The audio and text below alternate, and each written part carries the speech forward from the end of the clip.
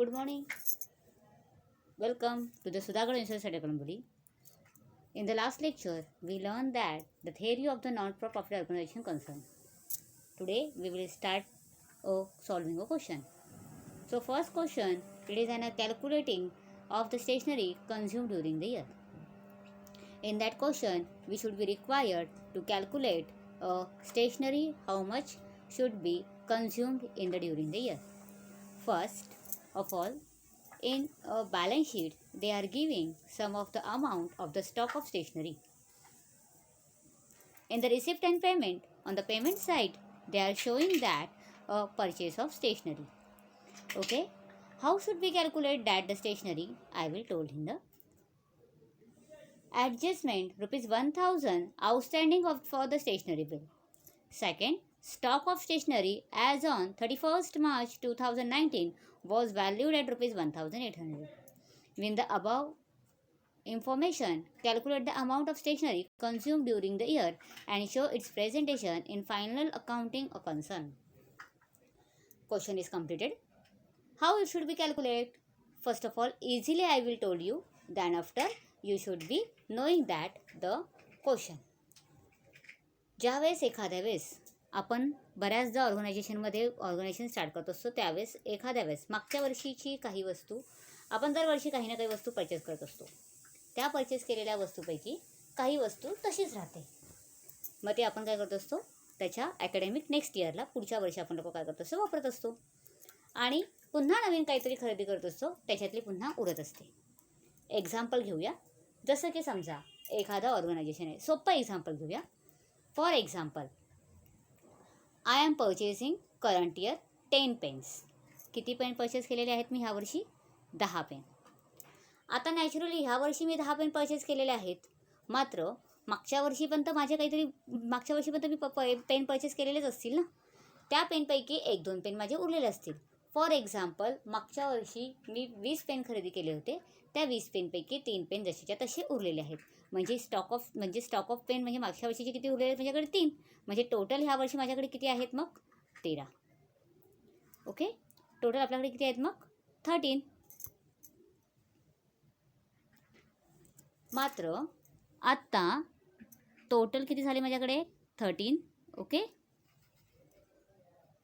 13 पैकी पेन वापरत गेली वर्षाच्या अखेरीस माझ्याकडे पुन्हा उरले 2 पेन. उरले किती? 2 पेन. तर ह्या वर्षी टोटल मी वापरले किती पेन? 11. कळलं? टोटल पेन खरेदी केले किती? 10 रुपयाचे. मागच्या वर्षीचे माझ्याकडे उरलेले होते 3 पेन. म्हणजे टोटल पेन ह्या वर्षी माझ्याकडे किती आहेत? 13. 13 पैकी ह्या वर्षी पूर्ण वर्षभर मी सगळे पेन वापरले, मात्र 2 पेन माझ्याकडे उरून होते. तर ह्या वर्षी टोटल मी वापरले किती मग? 11 pen. Same as it is तसंच आहे. बघा, या वर्षी स्टेशनरी परचेस किती केली आहे आपण? 6300 रुपयाची. मागच्या वर्षीचा स्टॉक किती आहे आपल्याकडे? 400 रुपये. बरोबर आहे. 6300 रुपयाची स्टेशनरी परचेस केली. मागच्या वर्षीची किती आहे? 400 रुपये. म्हणजे टोटल ह्या वर्षीची स्टेशनरी किती झाली? 6700 रुपये. हे ओरल कॅल्क्युलेशन. ओके, त्याच्यानंतर पुढे बघूया. मात्र 1000 रुपयाची स्टेशनरीचं बिल असं होतं जे आपण लोकांनी पे केलेलं नाही आहे. म्हणजे स्टेशनरी तर खरेदी करून ठेवलेली आहे पण त्याचं बिल देणं बाकी आहे. मात्र खरेदी तर ह्या वर्षीसाठी केली ना. मग टोटल किती झाली मग? 6700 अधिक 1000. टोटल किती झाले तुमचे? 7700. त्या 7700 पैकी स्टॉकमध्ये उरले किती आहे? 1800 रुपये. 7700 वजा 1800 म्हणजे टोटल वापरले किती? 5900 रुपयाची. It's an oral calculation. How it should be showing effects on income and expenditure अकाउंटमध्ये. इन्कम अँड एक्सपेंडिचर अकाउंटमध्ये त्याचा इफेक्ट कसा दाखवायचा?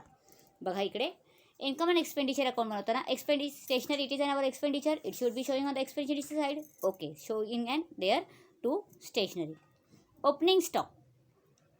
टोटल स्टॉक किती होता आपल्याकडे? 400 रुपये. परचेस किती केलं ह्या वर्षी? 6300. 1000ची स्टेशनरी परचेस केलेली होती पण त्याचं बिल देण्याचं बाकी राहिलेलं आहे. पण खरेदी तर ह्याच वर्षी केलेली आहे. म्हणजे टोटल किती झाली? 1000. मग टोटल स्टेशनरी ह्या वर्षी आपल्याकडे अवेलेबल किती होती? 7700. 7,700मधून पण 1,800 रुपये आपण लोकांनी वापरलेली नाही आहे, ती पुढच्या वर्षी वापरली जाईल. तर आपण ह्या वर्षी टोटल स्टेशनरी वापरली किती? 5,900. 7,700 वजा 1,800. In the starting of the year, we are having available the 400 rupees of the stock.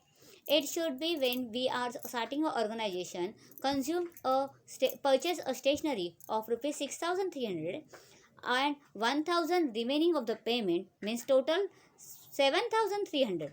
Okay, it's an orally 7,300 plus 400, total should be 7,700. Out of that 7,700, 1,800 not should be used, means how much should be used in the current year? It is an 5,900. Understand the children? Okay, so let's start our next question. Preparation subscription only, balance sheet as on 1st April 2018. It is an important point of our chapter. Subscription हा सगळ्यात महत्त्वाचा point आहे ह्या चॅप्टरमधला. बरंचसं इथे दाखवलेलं आहे, क्वेश्चनमध्ये दिसतं आहे. बॅलन्स शीट पण दिलेली आहे, रिसिप्ट अँड पेमेंट पण दिलेलं आहे, मागचं वर्ष दिलेलं आहे, पुढचं वर्ष दिलेलं आहे. काय आहे क्वेश्चनमध्ये काय माहिती. चला let's start our question. Presentation of the subscription only, balance sheet as on 1st April 2018.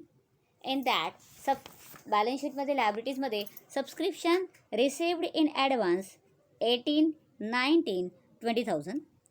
असेट्समध्ये outstanding subscription 2016-17 26,000, 17-18 35,000. Receipt and payment account for the year ending 31st March 2019. रिसिप्टमध्ये सबस्क्रिप्शन दिलेलं आहे 2016-17 23,000, 2017-18 30,000, 2018-19 4,10,000, 2019-20 21,000. The total subscription on the receipt side should be shown in 4,84,000. Adjustment. Outstanding subscription for rupees 2,18,900, it is rupees 32,000. With the above information, present the item subscription in an income and expenditure account for the year ended 31st March 2019 and balance sheet as on that date. काय सांगितलेलं आहे आता लक्ष द्या इकडे. भरपूर असं subscription 2 वर्षामागचं, 1 वर्ष पुढचं, करंट इयरचं, लास्ट इयरचं, लास्ट टू लास्ट इयरचं, नेक्स्ट इयरचं सगळं काय दिलेलं आहे. आणि त्याच्यानंतर ह्या वर्षीचं आउटस्टँडिंग पण ॲडजस्टमेंटमध्ये दिलेलं आहे. So how it should be calculate. First of all we should be taken subscription amount, it is and shown in income side. Subscription देणगी आपलं काय आहे, इन्कम आहे. इन्कम आहे ते कुठे, आपलं काय आहे, इन्कम आहे ते कुठे शो करणार आहे, इन्कममध्ये. In the income column, we are showing a current year subscription. How much amount of the current year subscription? ह्या वर्षीचं सबस्क्रिप्शन किती आहे आपलं? 4,10,000. First of all, concept is clear. Current year subscription should be 4,10,000. ते लिहायचं आहे सबस्क्रिप्शनमध्ये 4,10,000. आता त्याच्यामध्ये प्लस कुठलं करायचं आहे, मायनस कुठलं करायचं आहे ते सगळं सांगते. लक्ष द्या इकडे. First, subscription in the books of income and expenditure for the year accounting 31st March 2018. Subscription लिहिलं आहे 4,10,000.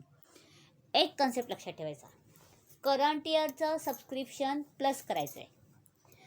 We are added a subscription amount of rupees 32,000. Current year subscription should be added in income column.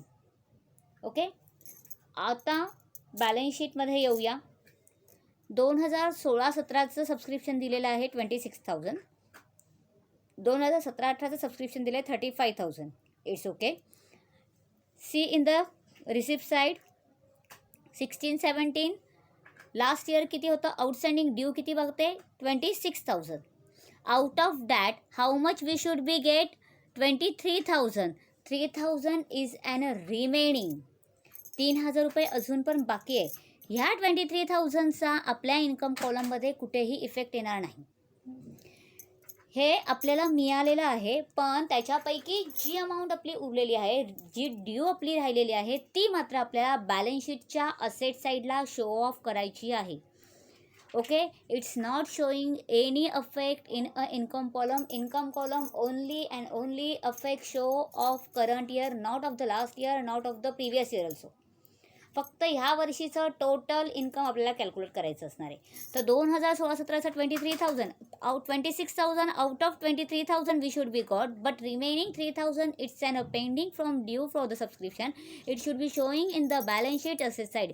26,000पैकी 23,000 रुपये मिळालेले आहेत, 3,000 रुपये येणे बाकी आहे. तर 3,000 रुपये आपल्याला काय करायचे आहे, बॅलन्स शीटमध्ये असेट साईडला शो ऑफ करायचे आहेत. पुढचा पॉईंट आहे तो म्हणजे काय, 2017-18चं सबस्क्रिप्शन किती आहे, 35,000.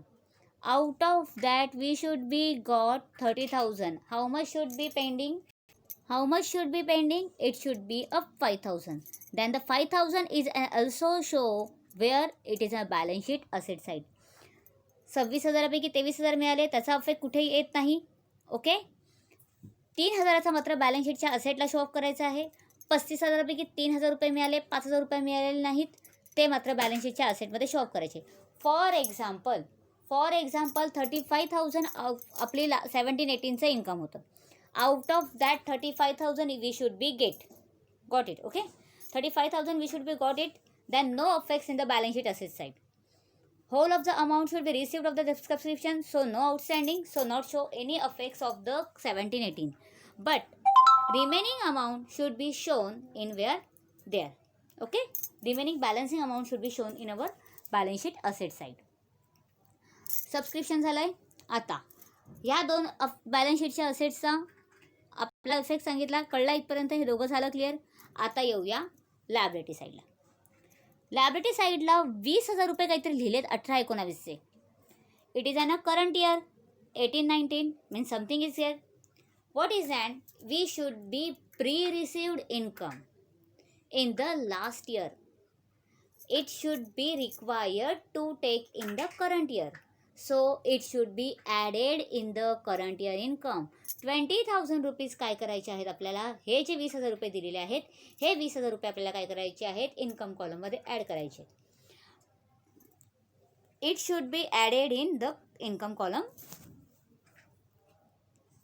See here, subscription 4,10,000. Out of that, current year it is an adjustment 32,000.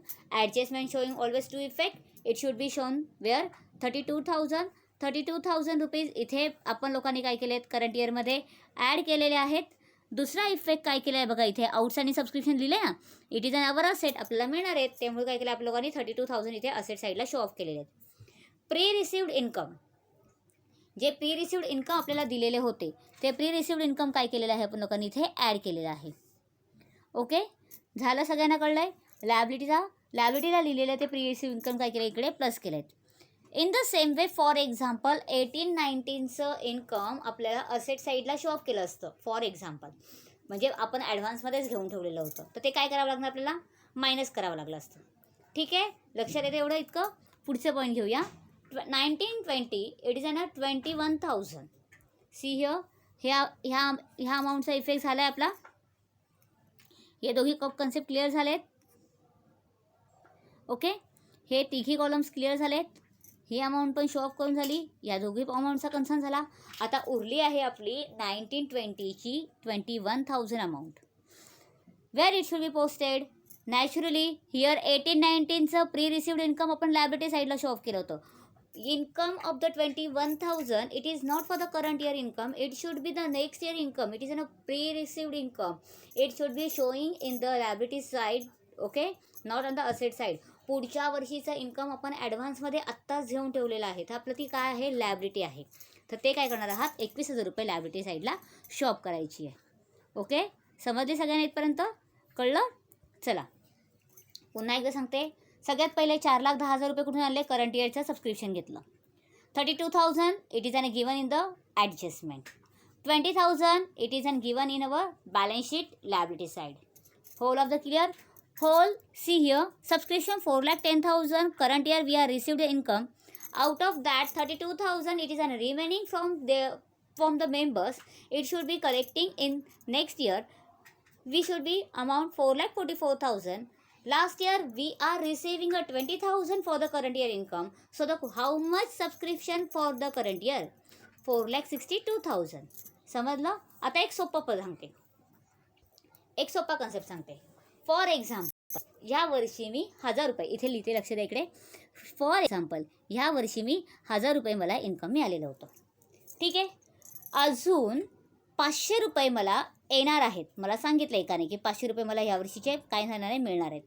Okay, कळलं किती मिळणार आहेत? 500 रुपये. तर टोटल किती झाले म्हणजे 1500. एक पर्सन असा होता, त्याला अर्जंटली काहीतरी काम होतं, म्हणून त्याने काय सांगितलं की ह्या महिन्याचं सबस्क्रिप्शन तुम्ही काय करा, मला मागच्या महिन्यातच शोधून गेलेला होता. ह्या महिन्याचं सबस्क्रिप्शन काय केलं त्याने, मला मागच्या महिन्यातच देऊन गेला होता 200 रुपये. ओके, किती देऊन गेला आपल्याला? 200 रुपये. तर टोटल ह्या वर्षी किती मिळाले मग माझे? 1700 रुपये.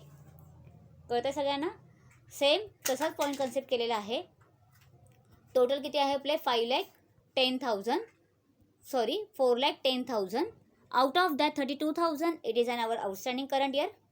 Pre-received income मागच्या वर्षी घेऊन ठेवले होते 20,000. How much amount of the subscription current year? It is an 4,62,000.